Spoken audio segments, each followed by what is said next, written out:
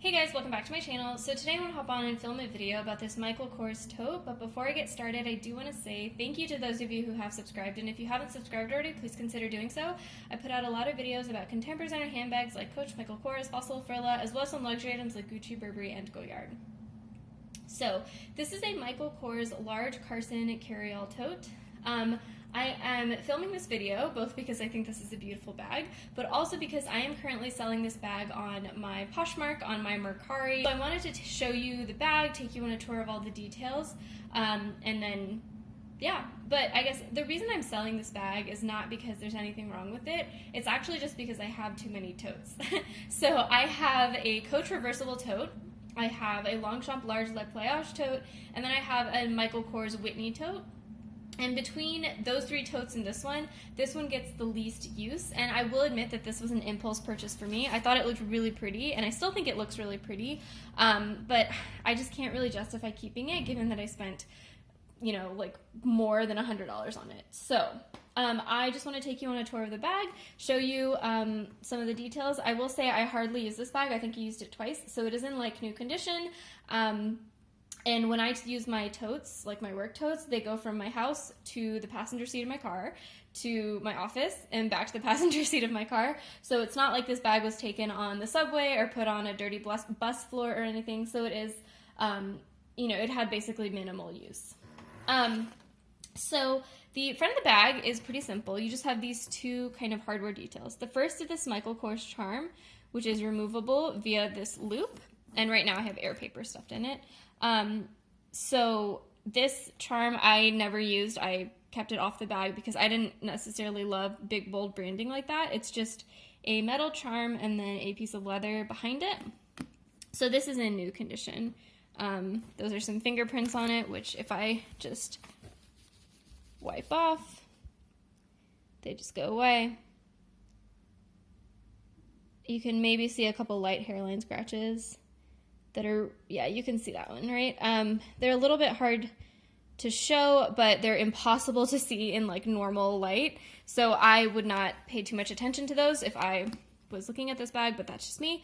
Then you have your clasp here. So this clasp is a Turnlock clasp, and you can see that it says Michael Kors down there on the bottom. You can start to see those hairline scratches here as well. Again, these are super light, so it's hard to see them in normal light. I am trying to show them in the camera to be fully transparent. I hope you can see those. I think I can see them in the camera, but again, I can't see them in real life. They're really not noticeable in any kind of normal lighting situation or without using a camera. This bag is super simple, so you just have that front closure detail that closes with the Turnlock. You have three options to close the Turnlock, tightest down to loosest. And the only other detail are these studs on the front. These studs are obviously very reminiscent of the Valentino rock stud kind of stud. They are just holding the straps in place, and you have stitching also holding the straps in place. You can start to see that pebbled leather. It's a very shiny, nice pebbled leather. It's both very soft, like to the touch, but it's also very structured. So it holds the structure of the bag really well. And for those of you who saw my unboxing, you remember that when I got this bag, this was kind of bowed in a little bit because of the weight of the Turnlock closure. But since I've stuffed it, and since it's been sitting stuffed on my shelf basically unused this whole time, that bowing out has gone away, so I guess the leather was able to kind of work its way out.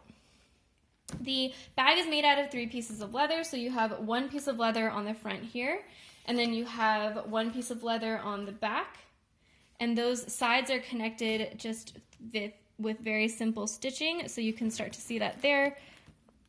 Simple stitching, and they're just overlapped on the corners there. This is a really simple bag, and I like the design of the bag mostly because it makes the bag really lightweight. So you don't have a ton of extra lining, you don't have a ton of hardware, and so that makes the bag really, really light. Not really, really light. It's not as light as like a canvas bag would be, but it's really light for an all leather bag. The bottom of the bag is a different piece of leather. You can see that it's all one piece of leather on the bottom there. The bottom of the bag is in great condition. The whole bag is in great condition. There's absolutely no corner wear at all. The light is catching. Yeah, super pretty bag. My sister came to visit recently and she looked at this bag and was like, wow, that's a really pretty bag. And I was like, yeah, I know. I really like it, but I just don't use it. And you can see the glazing on the sides there. It's in great condition. You know, obviously no melting glazing or anything crazy like that. This bag is, hardly used, came to me in pretty good shape as well. And you guys know I'm picky about my bags, so when I get bags, I fully inspect them and I'm not scared to return a bag, so you know that this bag was in decent condition. The straps have a nice strap drop. I don't remember what it is, but I'll put it in the description box below and also on the listings in Mercari and stuff. But it's super comfortable. It can be tucked beneath or like behind my back really easily. And then if I just open the bag, you just flip this up and then it flops to the back. So it always stays out of your way because the weight of that hardware just like flops it out, which is really nice because you don't want that stuff to get in the way. That's actually something I don't love about my Longchamp tote, is that the flap tends to get in the way and kind of like bug me, but that's kind of an aside. So just turning on a light, you can see the inside is an unlined inside. It is just, it's fully leather on the inside, which is really nice. Feels very luxurious. But again, that nice minimal design. You have just stitching right here. I don't know if this is all just one piece of leather. It kind of seems like it is, because this back leather is a smooth leather. And this is a fairly thick piece of leather, so, nice high quality stuff here. It's hard to show you in the light, but the interior is obviously completely clean.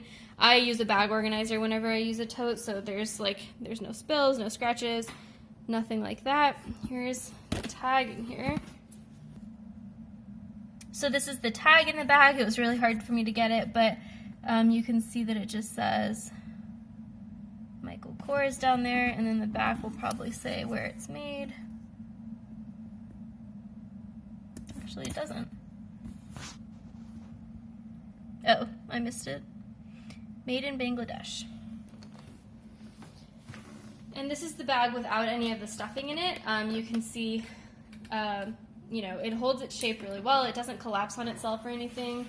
The sides, that bows out really nicely. Over here on this side, you do have it coming in a little bit because of the pull of that Turnlock.